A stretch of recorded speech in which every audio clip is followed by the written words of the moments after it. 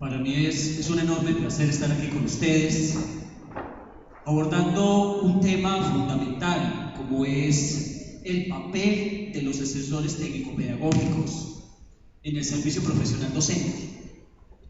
Nosotros hemos venido trabajando a lo largo de Latinoamérica por cerca de 14 años. Hemos participado en varias reformas educativas, como la reforma de la educación en Chile, la reforma de la educación en Brasil, la reforma de la educación en España, donde tuve la oportunidad de trabajar cerca de 6 años.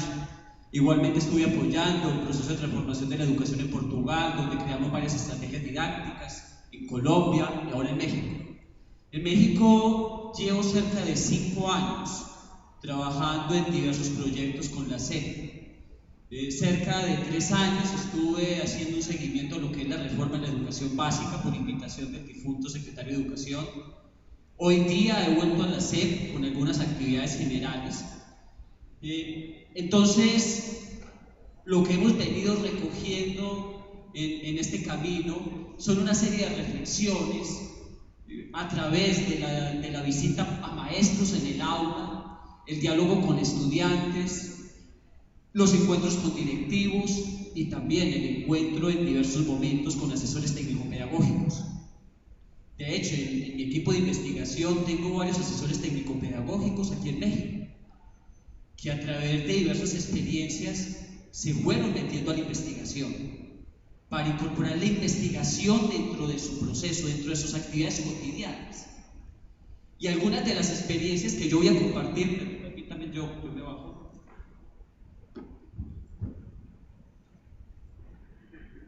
Les decía, algunas de las experiencias que voy a compartirles hoy tienen que ver con estas interacciones que tenemos con los asesores técnico-pedagógicos.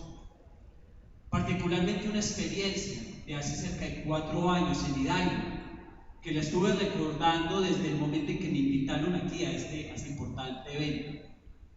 Fue cuando teníamos la meta de comenzar a implementar el acuerdo 592 con los aprendizajes esperados. Y entonces comenzamos a trabajar en Hidalgo con una secundaria. En la parte final de esta ponencia les voy a mostrar el ejemplo completo.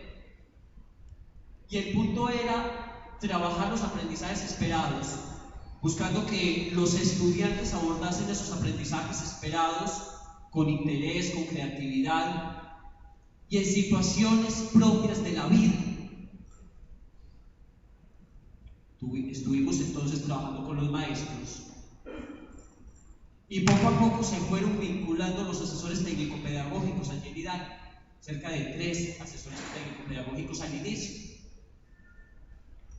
Ellos expresaban que el incorporarse a este proyecto les era un poco extraño, porque hasta el momento en Hidalgo siempre habían trabajado como en actividades más bien administrativas. Yo venía apenas contextualizándome el caso mexicano y yo les preguntaba, pero ustedes son asesores técnico-pedagógicos. No, somos asesores técnico-pedagógicos, pero ante todo trabajamos en cuestiones documentales en la Secretaría de Educación de Hidalgo. Yo les invité, pero bueno, en ciertos momentos podemos estar aquí en la escuela, visitando el aula y acompañando a los profesores. Ellos aceptaron. Conformamos entonces el equipo, los profesores de secundaria, los 3 asesores técnico-pedagógicos y mi persona. Y comenzamos a buscar estrategias para implementar la reforma educativa, la reforma en educación básica, el acuerdo 592, cuando apenas salió, que yo tuve también la oportunidad de revisarlo en varios momentos por invitación de su secretario de Educación Básica de aquel entonces. Pues bien, yo en el día de hoy, ante todo quiero compartirles un poco estas experiencias que he tenido de base trabajando con asesores técnico-pedagógicos en este proceso de incorporarse a las aulas, como ocurrió en Hidalgo, lo cual nunca habían hecho. Y cómo ahora es ese reto de ir a las aulas, de trabajar con los docentes y buscar que la reforma educativa esté en las aulas, sea una experiencia de vida. Para eso entonces voy a abordar una serie de elementos aquí.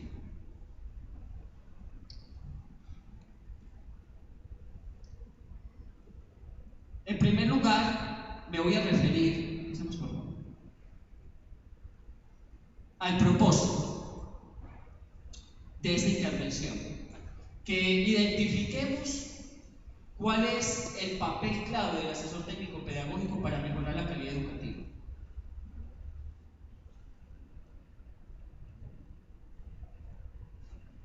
Bien, en estos momentos, la ley del servicio profesional docente establece algo puntual, y es que el asesor técnico pedagógico debe asesorar a los docentes. Y en segundo lugar, miren lo que dice: contribuir a mejorar la calidad de la educación. En estos dos elementos están las diversas competencias del asesor técnico pedagógico, que no las voy a describir aquí, pues ahí están en la ley de parte del INE. Esto es clave para todo lo que se viene. Y entonces, frente a estos dos elementos sustanciales, los asesores técnico-pedagógicos tenemos que ocuparnos más hoy día de cuál es la filosofía de la reforma educativa. ¿Qué es lo que hay en el fondo de la reforma? Más allá de evaluar a los maestros, más allá de evaluar a los directores, más allá de documentos legales, ¿cuál es el trasfondo? Y comenzar también a analizar qué está pasando en el mundo. Y eso es un poco lo que yo también voy a conversar hoy acá, a dialogar, a plantear qué está pasando en el mundo para poder entender bien estos cambios que se están dando en México. Y me voy a estar refiriendo a lo largo de esta presentación a diversos aspectos que tienen que ver con estos dos ejes que están en la ley y que marcan lo que es la figura actual del asesor técnico pedagógico de parte del INE. Bien, el trasfondo yo lo resumo hoy día con un concepto: sociedad del conocimiento. En eso resumo los diferentes retos de la educación en todo el mundo,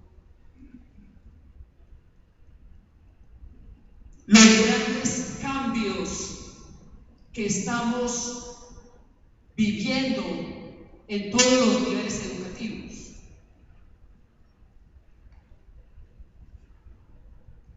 Esto es lo que está experimentando Finlandia, Corea del Sur, Japón, China, Singapur, Canadá, Vietnam, que son los países que hoy día lideran los cambios a nivel mundial.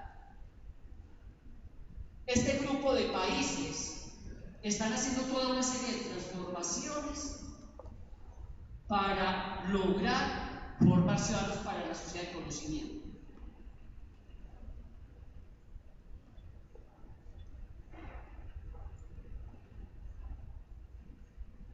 Y los cambios que hemos comenzado a llevar a cabo en Latinoamérica apuntan también a eso, a formar ciudadanos para la sociedad del conocimiento. Entonces, ese es el tipo de sociedad en general para la cual debemos formar a los estudiantes. Y luego eso se tiene que contextualizar en cada país, en cada estado y en cada lugar geográfico, en cada pueblo, en cada vereda, en cada zona rural. Entonces, hay unos elementos globales que están definidos por la sociedad del conocimiento, pero hay unos elementos particulares.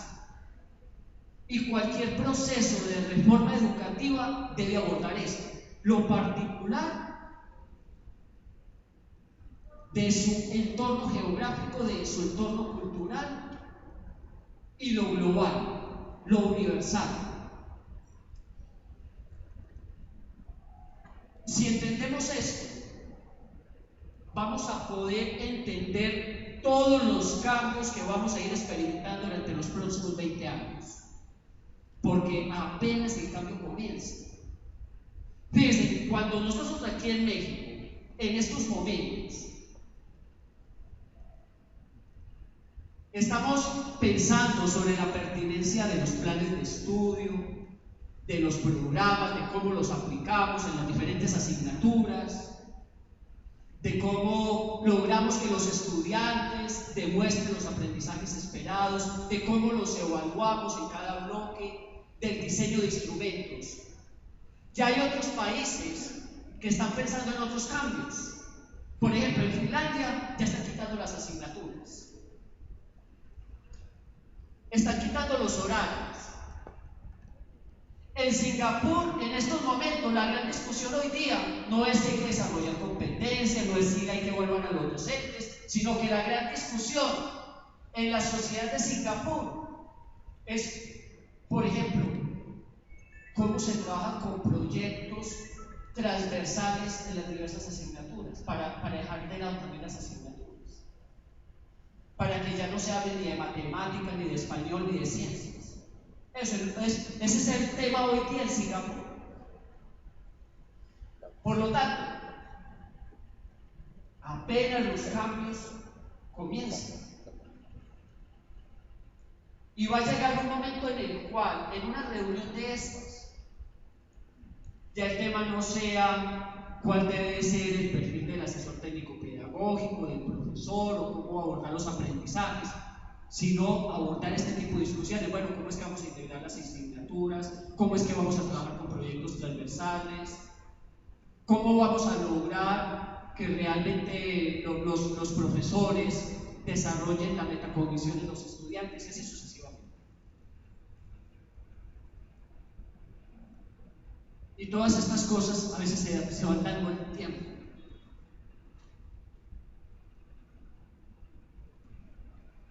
La sociedad del conocimiento no es la sociedad de la información, porque hoy día se confunde esto. Hoy día se dice que estamos en la sociedad del conocimiento, ¿no? Estamos en la sociedad de la información, porque empleamos las tecnologías de la información y la comunicación para procesar información, para buscar esa información en las redes sociales, en el internet, para organizarla. Pero la sociedad del conocimiento va más allá de la información.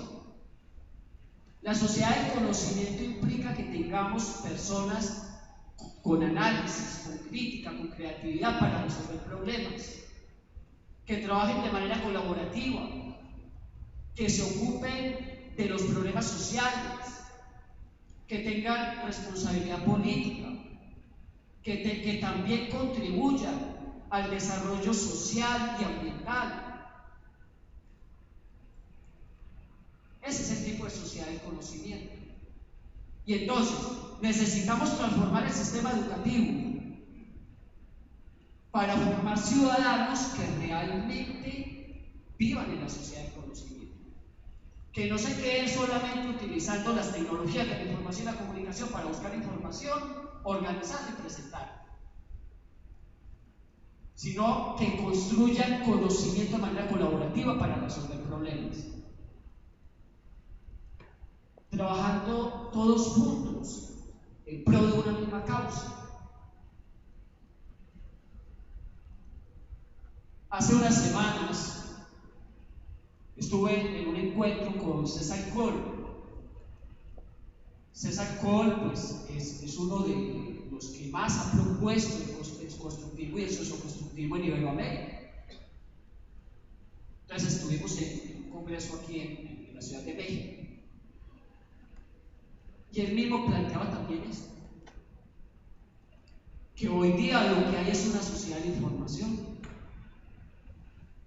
pero tenemos todos de manera articulada que trabajar para lograr la sociedad del conocimiento. Y entonces, todos estos cambios que se han venido planteando en México apuntan hacia esa sociedad del conocimiento.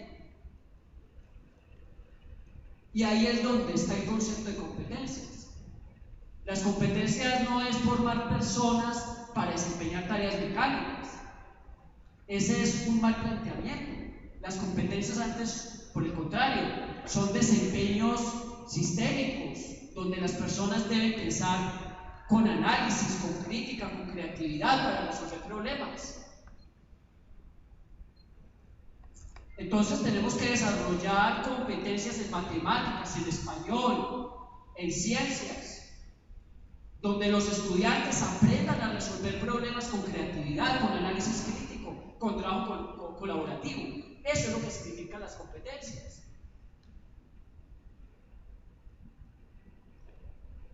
Un concepto que hoy día se está trabajando en la mayoría de países del mundo.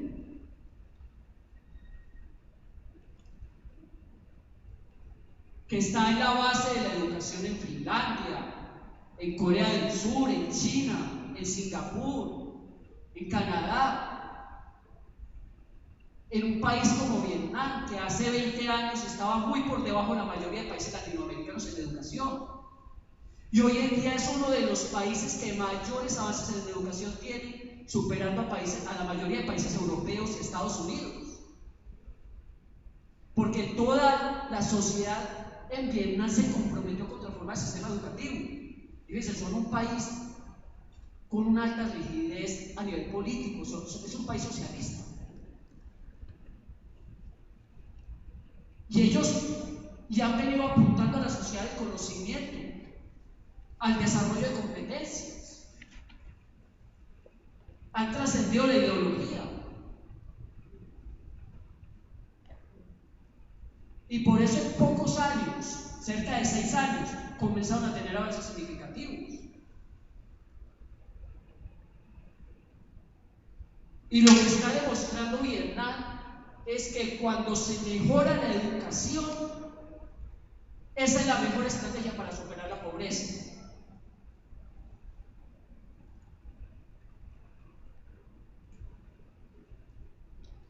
Y eso es muy buena experiencia a tener en cuenta en Latinoamérica.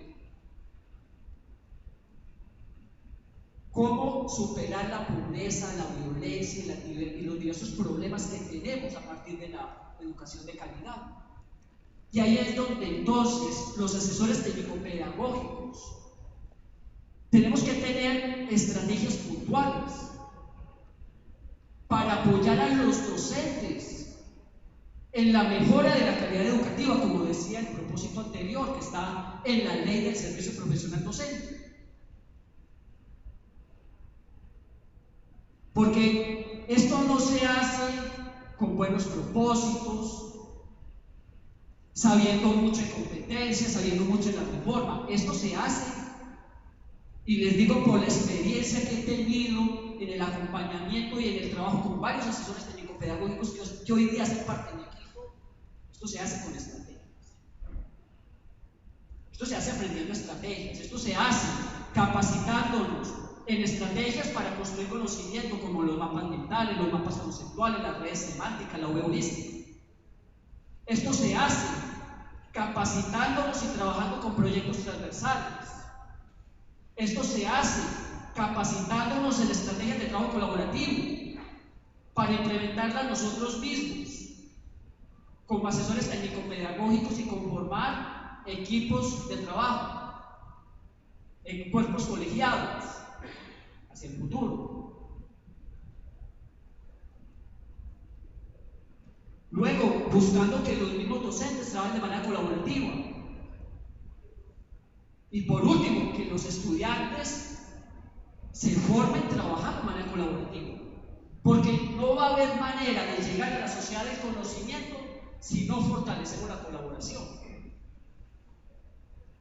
Esa es la piedra angular de esta nueva sociedad. Pero nosotros no podemos decir a los estudiantes que trabajan de manera colaborativa si los profesores no trabajan de manera colaborativa. Y luego, si nosotros como asesores técnico-pedagógicos no trabajamos de manera colaborativa. Porque la esencia de todo esto es el ejemplo. Y fíjense, en esta experiencia que tuvimos allí en el estado de Hidalgo, fue el trabajo colaborativo lo que nos permitió ir avanzando en la transformación de las prácticas docentes de una escuela de secundaria. Cuando nos juntamos varios profesores de secundaria que estaban interesados en aplicar la reforma, pero con profundidad, a partir del acuerdo 592 cuando salió en el 2011. 3 asesores técnico-pedagógicos que hasta el momento trabajan ante todo en las oficinas de la Secretaría de Educación. Y mi persona.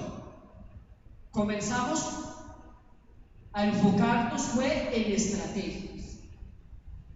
¿Cómo logramos que el acuerdo 592 vaya a nada? Y eso nos ayudó muchísimo. No nos quedamos en las discusiones sobre el acuerdo 592, sobre la ideología, si era de corte neoliberal o si era de corte socialista. No nos quedamos hablando si esto era del gobierno anterior o del nuevo gobierno o si iba a desaparecer. No, a ver, ya estamos aquí, vamos a ver cómo lo implementamos. ¿Cómo ayudamos a estos chicos que tenemos en secundaria para que salgan adelante? Esa fue la meta. ¿Cómo lo sacamos adelante? En los 3 grados, primero, segundo y tercero. Y entonces ahí fue cuando nos comenzamos a capacitar en estrategias. Estrategias didácticas y estrategias de evaluación. Como las que les he comentado. Y establecimos también un plan de reuniones. Ellos acordaron tener una reunión cada mes, todo el equipo, los docentes y los asesores técnico-pedagógicos. Los docentes, por su parte, acordaron una reunión corta cada semana, de 20 minutos para hacer seguimiento. Y yo quedé de reunirme con ellos por internet cerca de cada mes, cada 2 meses, en promedio. Al inicio, cuando estábamos en puesto. Entonces, conformamos un equipo. Establecimos un plan de acción. Nos distribuimos roles. ¿Quién iba a coordinar? ¿Quién iba a gestionar la calidad? ¿Quién iba a ser el dinamizador? La figura del dinamizador es aquella que se ocupa de buscar que todos estemos trabajando, que todos estemos motivados, que no nos desintegremos, que si hay algún conflicto lo ayude a resolver, que si alguien se quiere retirar, trate nuevamente de jalarlo para este propósito y así sucesivamente. Entre otros roles. Y esa fue una de las claves por las cuales los profesores se sintieron acompañados, 3 profesores también. Uno de español, uno de matemáticas y uno de inglés. Y con ese acompañamiento tuvieron la fuerza necesaria para seguir adelante, para adelantarse a muchas situaciones que se venían. Y esto hizo que poco a poco los demás compañeros se fuesen interesando. Y entonces comenzaron también a implementar poco a poco estas estrategias. Bien.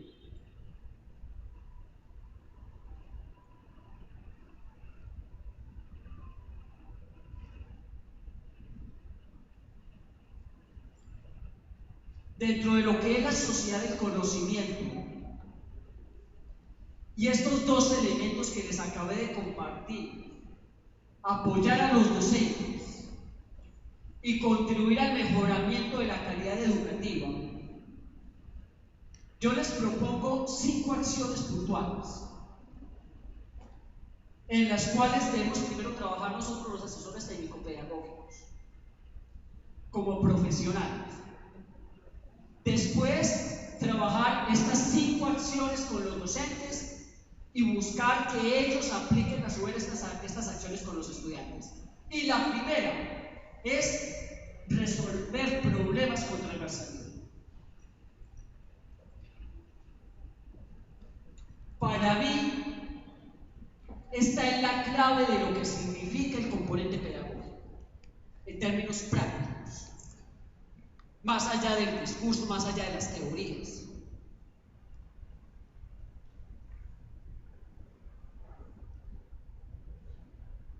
¿Qué significa eso? Aprender a resolver problemas con transversalidad. Significa que los estudiantes en cada bloque aprendan a resolver problemas, pero no con una visión fragmentada, sino con una visión global, articulando saberes. Si eso lo logramos, hemos avanzado muchísimo en lo que es tanto el apoyo a los docentes como el mejoramiento de la calidad educativa. Segundo eje, tener un sólido proyecto ético de vida.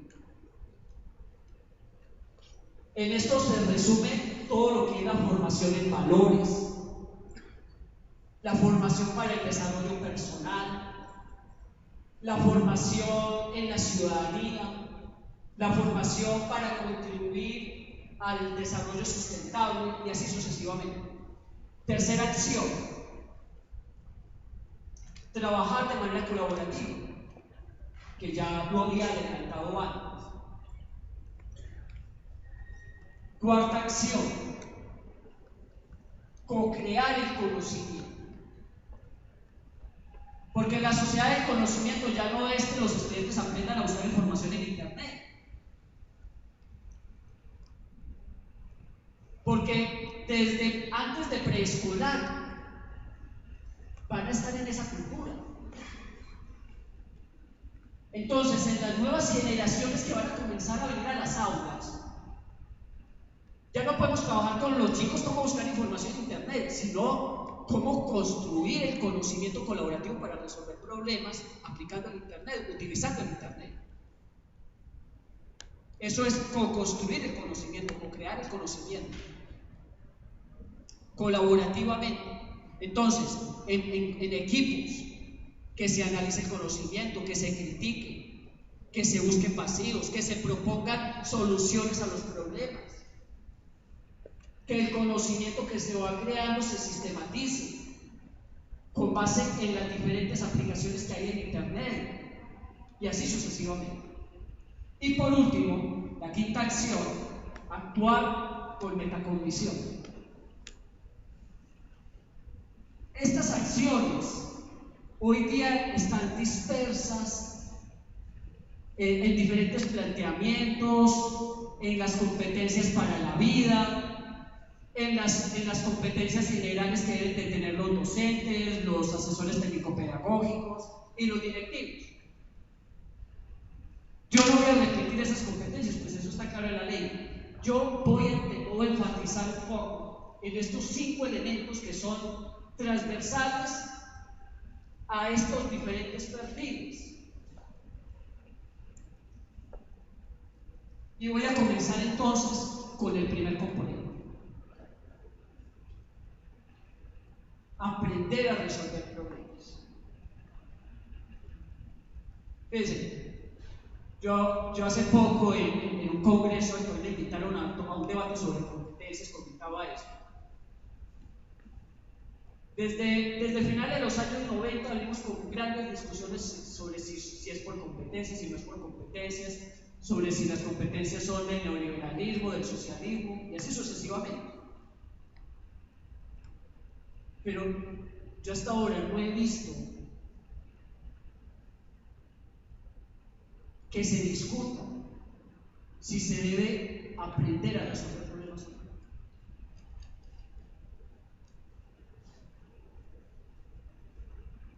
Es que eso es connatural a la educación, aprender a resolver problemas.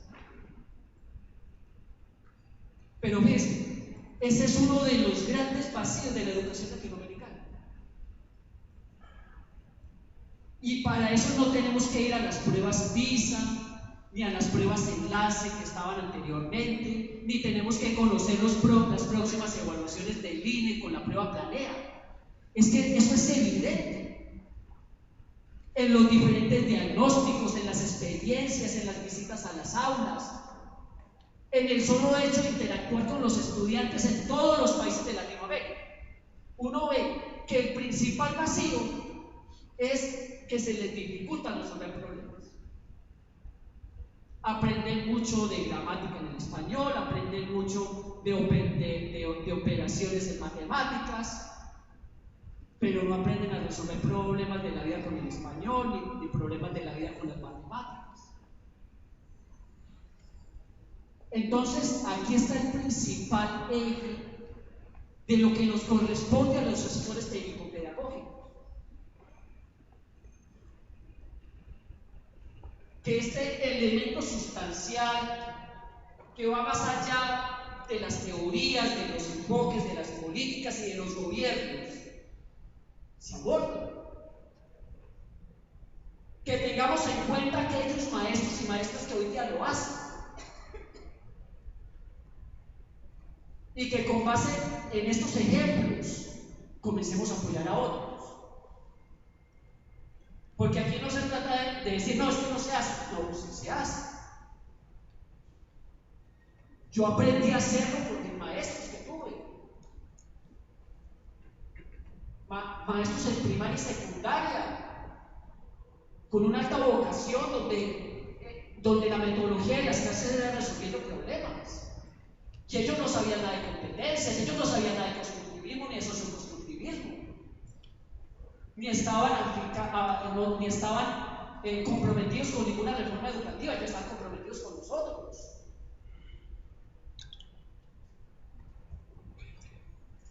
Entonces debemos buscar a aquellos maestros y maestras que trabajan bien los problemas, la resolución de problemas, en español, en inglés, en matemáticas, en física, química, biología, y así sucesivamente, para que nos ayuden con ejemplos con otros maestros, porque en esta área casi no hay nada en Latinoamérica.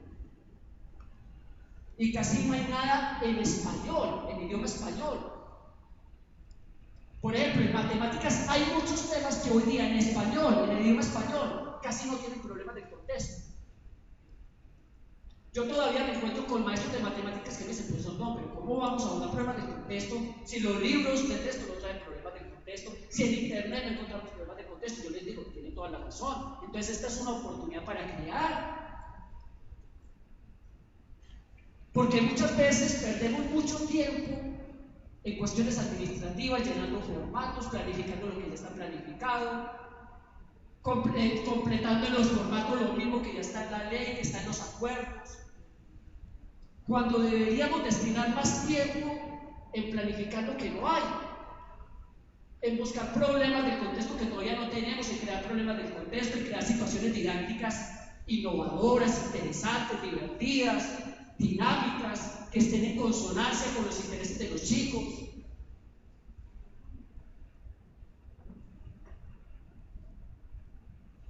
Entonces, ahí es donde está parte de nuestro papel como asesores técnico-pedagógicos. Impulsar que los maestros y maestras trabajen problemas de contexto. Orientarnos sobre los recursos que pueden utilizar. asesorarnos y motivarnos para crear nuevos recursos cuando no hay.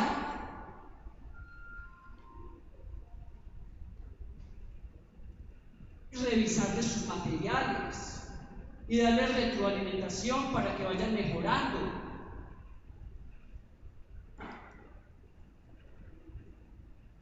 Entonces, de manera puntual, este tema no es solamente por cuestiones de tipo formativo, sino que también tiene elementos prácticos. Por ejemplo, el INE acaba de manifestar este año que la nueva prueba planea se va a enfocar más en el problema del contexto, como lo hace la prueba PISA.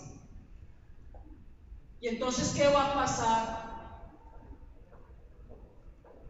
cuando se comience a aplicar esta prueba y los estudiantes no sean capaces de identificar siquiera un problema?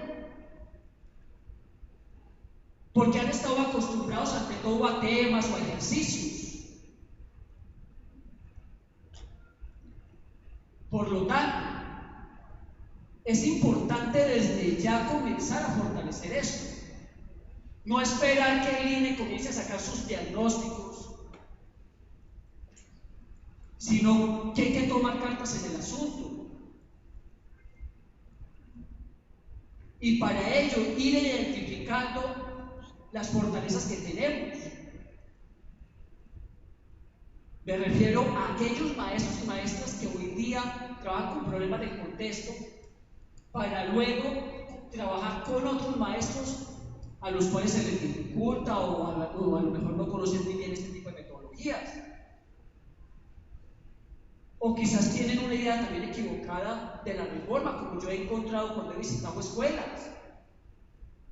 Por ejemplo, yo digo escuelas, voy a las aulas y les pregunto, maestro, por ejemplo, entro a clases de español y veo que están trabajando pues cosas muy de la gramática.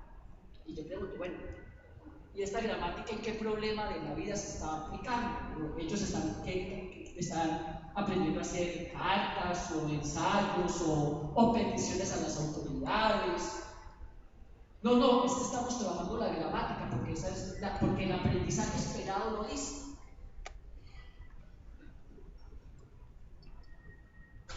Entonces, a veces lo que nos falta no es tanto que el profesor se capacite, sino que también comprende el contexto de la reforma. O sea, no es que hay que seguir cada aprendizaje esperado. Tenemos que tener en cuenta los aprendizajes esperados, pero tenemos que tener en cuenta es que los estudiantes apliquen esos aprendizajes esperados.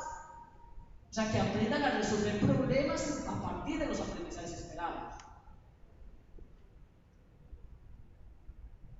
Bien. Concretamente, en este primer reto, yo enfatizaría entonces en dos cosas. Primero, hay que apuntar a que los maestros trabajen con problemas de contexto con sus estudiantes y que allí se aborden estas acciones, la identificación de lo que es un problema. Por ejemplo, esto es fundamental en matemáticas, porque todavía hay la confusión en matemáticas de que los ejercicios son problemas, y eso era lo que se tenía hasta hace unos 7 años. Por ejemplo, encontrar la raíz cuadrada de 64 anteriormente se consideraba un problema, hoy día no. Hoy día eso no es un problema, hoy día eso es un ejercicio.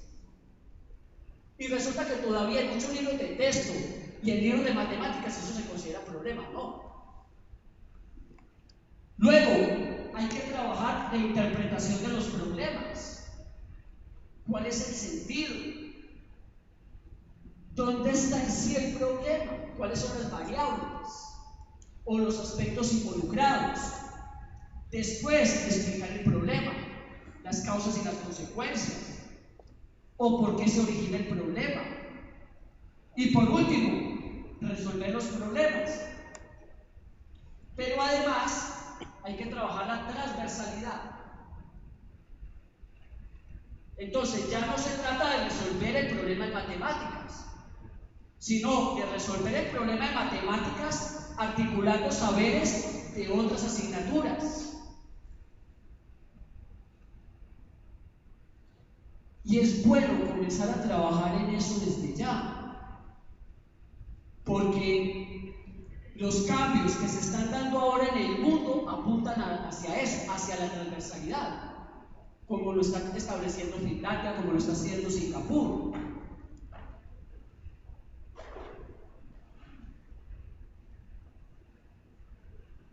Segundo reto. Bien. Tener un proyecto ético de vida. Con el proyecto ético de vida sintetizamos todo lo que tiene que ver con el desarrollo de la productividad, el desarrollo de los valores y la formación de ciudadanos responsables. Yo no sé si a ustedes les ha pasado, pero cuando uno trabaja en la didáctica, con frecuencia tiene uno muchos conceptos y uno a lo mejor se confunde con tantos conceptos. Por eso es que nosotros hemos venido trabajando en articular todos los conceptos que tienen que ver con valores, desarrollo humano y ciudadanía en uno solo, que es proyecto ético de vida. Y el proyecto ético de vida lo que significa es apostarle a la realización personal, pero también contribuir al tejido social, a la convivencia, al desarrollo socioeconómico, a la sustentabilidad. Y luego, fortalecer los valores universales, la responsabilidad, el respeto, la honestidad. Eso es que todo se trabaja con el ejemplo. Y entonces los asesores técnico-pedagógicos, más que hablar de valores, tenemos que ser ejemplo de valores. Tenemos que ser ejemplo de responsabilidad. Tenemos que ser ejemplo de respeto, de honestidad, porque eso es lo que más se transmite. Entonces vamos a hacer un trabajo con los profesores, con los maestros, cumplamos con lo establecido, seamos transparentes en todo. Cuando nos equivoquemos, reconozcamos el error y corrijamos ese error. Eso es lo que más forma, más que ir a hablar a los maestros de los valores y de la teoría de valores o del desarrollo personal. Bien. Para que luego los maestros también vayan fortaleciendo sus mismos valores, vayan fortaleciendo la puntualidad en sus clases, el respeto a sus propios estudiantes, a sí mismos, y así sucesivamente, para que ese ejemplo se transmita a los nuevos ciudadanos.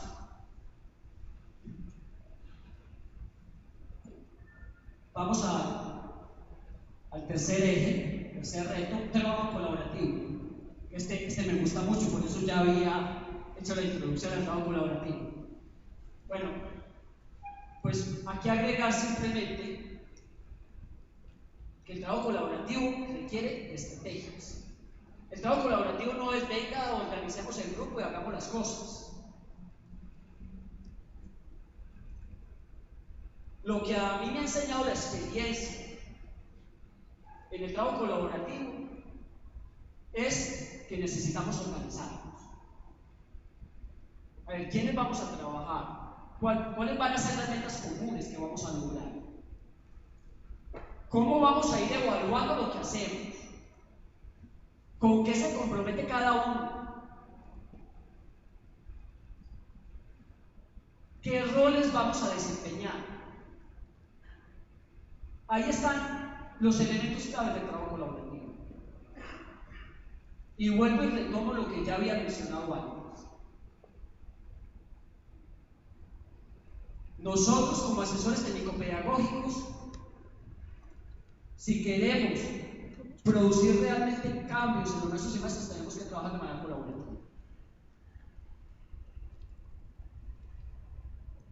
Porque los retos son muy grandes.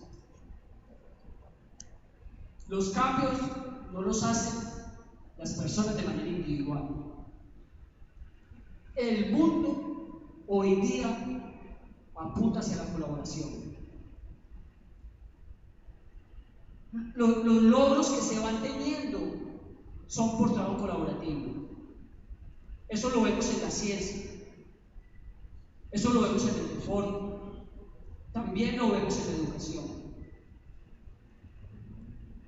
Y además, porque nosotros tenemos que ser ejemplo para los maestros. Vuelvo y recalco eso, no les podemos decir a los maestros trabajen en equipo si nosotros trabajamos de manera individual, o si no nos integramos con ellos en sus procesos de acción, de transformación. Concretamente, en el trabajo colaborativo, lo que nos ha enseñado la experiencia es que hay que tener una meta común, acordada con las otras personas, que en lo posible sea sencillo, que no se quede en lo abstracto. Por ejemplo, una meta abstracta es mejorar la educación, pero a ver, ¿eso cómo se va a evaluar? ¿Cómo vamos a medirlo? ¿Cómo nos vamos a dar cuenta que la educación mejoró? Entonces tenemos que tener metas concretas, que cuando se logre esa meta, pues nos proponemos otra, y así sucesivamente. Los latinoamericanos a veces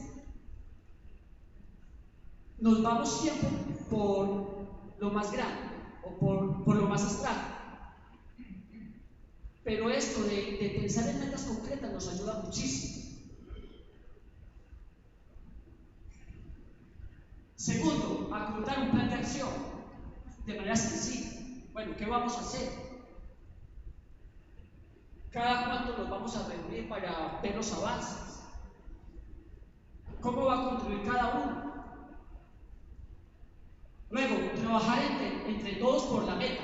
No es que el trabajo se divide. Eso no es trabajo colaborativo. Yo a veces tengo estudiantes que me dicen, va, profesor, todo, estamos trabajando de manera colaborativa. Nos dividimos el trabajo. Fulanito hace esto, el otro hace aquello y yo hago esto. No, si pudieron dialogar para acordar eso, ¿por qué no lo hacen también para trabajar juntos? Para que entre todos se logre la meta. Y finalmente, tenemos que ir resolviendo los conflictos. Lo esperable en todo trabajo colaborativo es que van a emerger conflictos. Ese tiene que ser el paradigma. Si en el trabajo colaborativo no aparece ningún conflicto, todo es tranquilo, siempre estamos de acuerdo, pues tiene que examinar a ver qué está pasando. A lo mejor eso puede suceder al inicio, ¿cierto? Los primeros meses, quizás el primer año, o como en el noviazgo, ¿cierto? Pero bueno, también a veces ya hay que comenzar a entrar en la realidad, con quiénes somos, cuáles son nuestras ideas, nuestras visiones de la vida. Y podemos tener diferencias, pero vamos entonces a acordar, vamos a buscar qué nos une para salir adelante.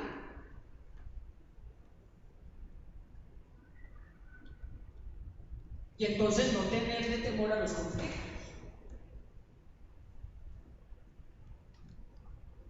Sino apropiarse de los conflictos para mejorar el mismo trabajo colaborativo, para fortalecerlo, para conocerse mejor entre sí.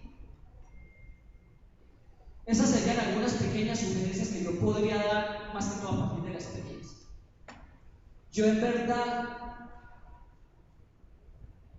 leo gran parte de lo que he aprendido en la educación a trabajo colaborativo.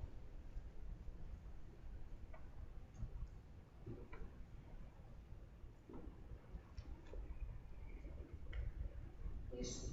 Trabajo colaborativo entre los estudiantes, con los maestros, con los asesores técnico-pedagógicos. Sigamos. 4. Co-crear el conocimiento. Trascender esta cultura que hoy día se aborda en muchas partes de simplemente utilizar las tecnologías de la información y la comunicación para buscar información. Pasar a construir conocimiento de manera colaborativa, con análisis crítico, con creatividad, buscando sistemas tecnológicos que nos ayuden a organizar el conocimiento, a separar lo que es riguroso de lo que no es riguroso, y utilizar ese conocimiento en la resolución de problemas, porque muchas veces no se hace. Bueno, y finalmente, sí, muy bien, la metacognición. Hay muchas teorías y planteamientos sobre la metacognición,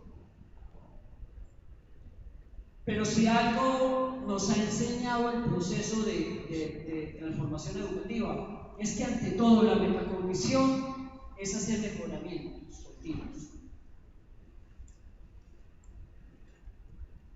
Y hoy día a mí me parece que ese es el concepto más relevante de la metacognición, mejorar continuamente.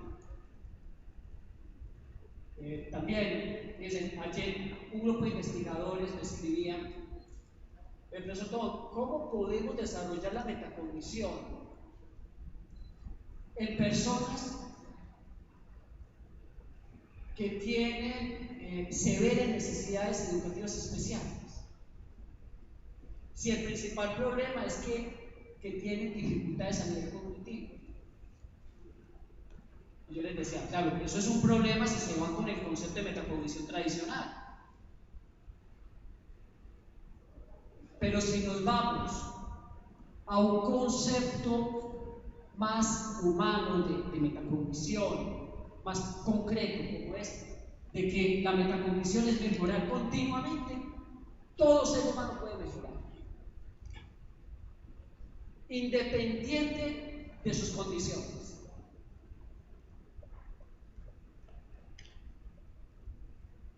Y entonces, ahí también está la invitación para ustedes. Reflexionar día a día sobre cómo podemos mejorar nuestro trabajo. Cómo podemos ser mejores personas. Y también, cómo podemos apoyar de mejor manera a los profesores para que salgan adelante en los retos que tienen.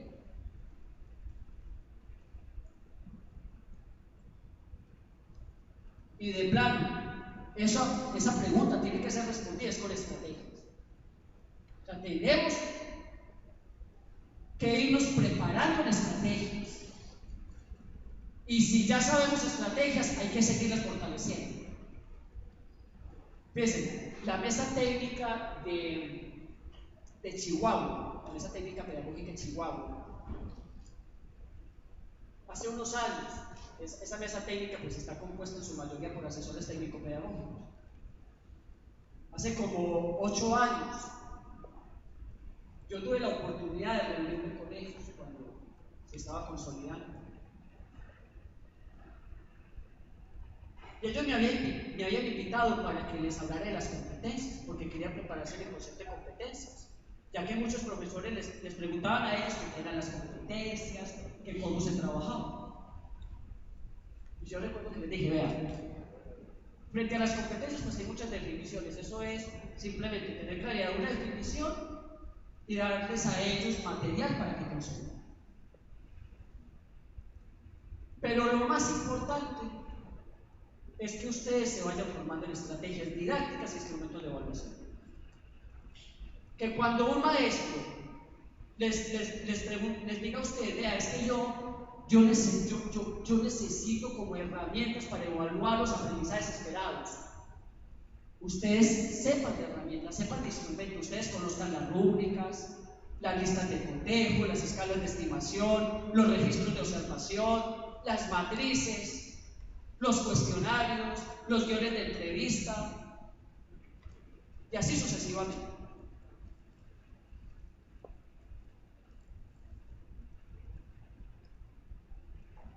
Porque hoy día tenemos muchos maestros y maestras desesperados en el tema de la evaluación, que no saben cómo evaluar los aprendizajes esperados, no porque no quieran, no porque estén en contra del gobierno o de la reforma educativa, sencillamente les falta el conocimiento, están angustiados.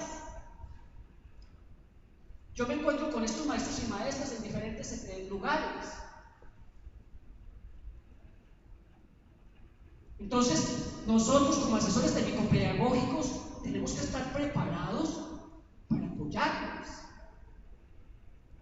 Nosotros tenemos que saber de instrumentos de evaluación. Y fíjense, esa fue una de las sugerencias que yo les di al equipo. Más que ustedes ponerse a prepararse en competencias y a volverse expertos en competencias y en teoría de las competencias, comiencen a trabajar en instrumentos. Sobre competencias hay muchos documentos que ustedes les pueden entregar a los docentes. Pero sobre la formación en instrumentos, eso no lo van a conseguir buscando páginas en internet. Claro, tienen que hacer un análisis, tienen que buscar ejemplos, los tienen que contextualizar, tienen que hacer aplicaciones en los bloques. Y lo mismo en estrategias didácticas. Entonces también les hice una sugerencia de ir explorando estrategias didácticas. Pues bien, desde hoy la mesa técnico-pedagógica dice, wow, es la que más instrumentos de evaluación ha desarrollado. Y en ella participan muchos asesores técnico-pedagógicos que comenzaron ese camino de formarse en instrumentos de evaluación. Instrumentos de evaluación concretos, con ejemplos y trabajando con los maestros y maestras en el aula, haciendo los ejemplos, hasta han hecho videos y todo, en las escuelas. Esa también es una función de los asesores técnico-pedagógicos. Que cuando el maestro necesite un recurso, nosotros podamos darle una sugerencia o incluso darle un ejemplo. O incluso hacer el instrumento con ese maestro, con esa maestra, para que lo aplique en su grupo. Y después hacerle seguimiento. Entonces, esto de la metacognición tiene que verse en términos concretos, como un mejoramiento continuo. Y luego ir reflexionando sobre los avances que tenemos, sobre qué nos generan las experiencias formativas, ir sistematizando estas experiencias, compartirlas con los mismos docentes y buscando que cada vez más los profesores vayan por este camino, aplicando estrategias puntuales en el aula para sacar los estudiantes adelante. Bien, ya en esta última parte de mi presentación voy a pasar a compartirles un pequeño ejemplo de lo que hicimos en aquella escuela de secundaria en Hidalgo. Recuerdan que les hablé al comienzo. Entonces les voy a mostrar un pequeño ejemplo de lo que hicimos, ya para ir terminando. Pasemos por favor. En esta escuela de secundaria, con los asesores técnico-pedagógicos, comenzamos a implementar un proyecto formativo. Nosotros entendemos los proyectos formativos como un conjunto articulado de actividades para resolver un problema de contexto, a través del cual se obtienen una o varias evidencias, que son los productos de evaluación, y se contribuye a lograr los aprendizajes esperados de cada bloque. Cuando se van logrando los aprendizajes esperados de los bloques, pues se van desarrollando las competencias. Porque en el acuerdo 592 vigente hasta el momento, una competencia se desarrolla es a partir de los aprendizajes esperados y se evalúa con evidencias. Entonces, el proyecto es una estrategia didáctica que nos permite que los estudiantes logren aprendizajes esperados resolviendo un problema.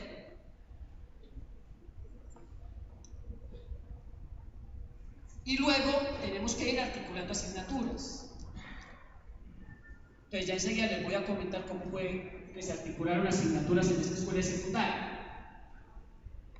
Bueno, aquí tengo este ejemplo. Yo sé que no se visualiza bien, no es para mí una ayuda. En este ejemplo se articularon 3 asignaturas: español 2, inglés y matemáticas. ¿Y cuál fue el problema del contexto que se abordó en este proyecto?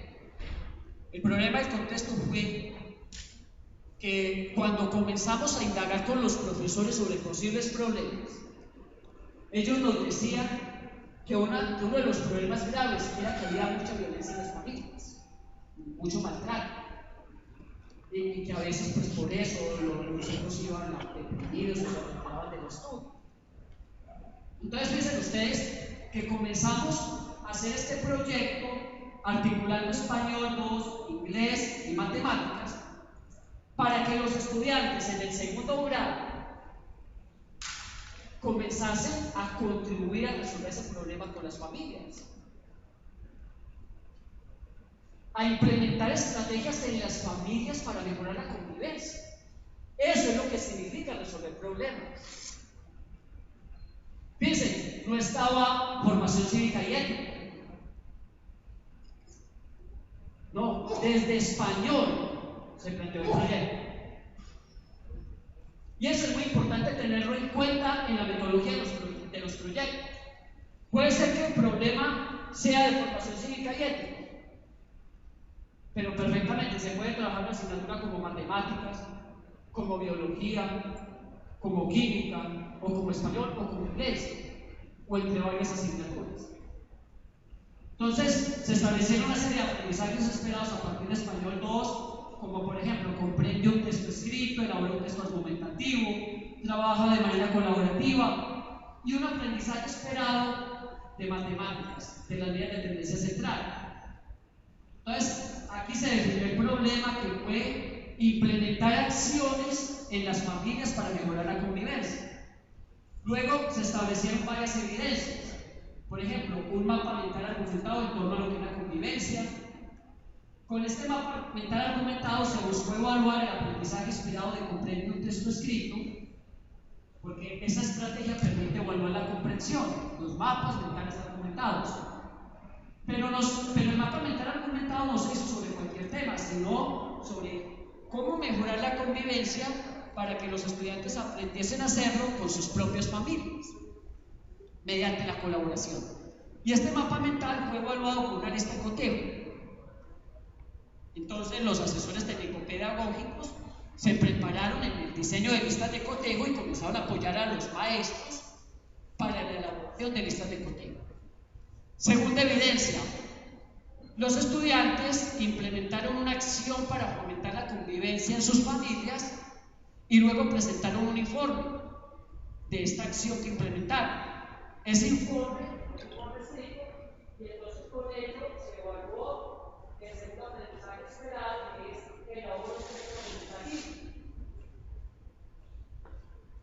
Miren cómo a través de problemas de contexto podemos ir formando los aprendizajes esperados y a la vez que evaluamos. Pero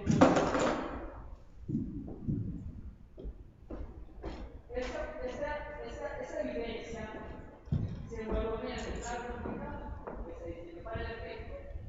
Y por último, se tiene la tercera evidencia, el registro del trabajo colaborativo.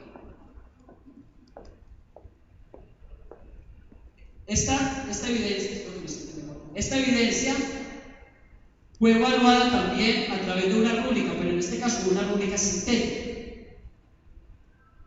Luego se describe el proceso de evaluación y después las actividades, organizadas en actividades de apertura o de inicio, actividades de desarrollo y actividades de cierre o socialización.